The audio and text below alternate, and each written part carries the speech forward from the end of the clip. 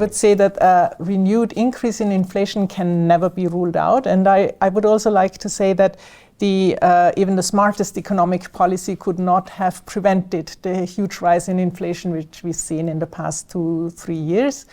But ruling out any such major events like a war in Ukraine and now the conflict in the Middle East, I would say it is over. So we see a broad-based fall in inflation. It's in the CEE, CZ region that we cover, it's actually 80% of the items in the consumer basket now show falling inflation rates.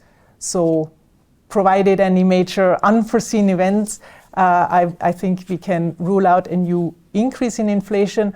Also, the monetary policy in the region has reacted very fast, and this has paid off so that some of the central banks, the inflation target in central banks, already have turned the cycle again.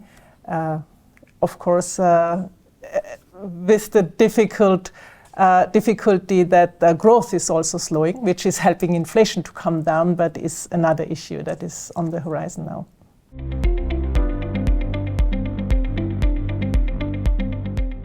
Indeed, the growth that we see in the region at the moment, it comes more from domestic factors. It comes from very strong labor markets. Those strong labor markets helped to keep also to keep the consumption levels high, and we do see now recently also again rising real incomes, real wages, because of falling inflation and at the same time tight labor markets. So in the short term, this is good for the economy, but in the long term, this will also hamper growth. And I'm actually more worried rather than, I agree with you that these economies are very dependent on external demand. But in the longer term, the more limiting factor will actually be the labor market, both falling labor force, emigration, brain drain, but also skill mismatches. So this will become more of a problem.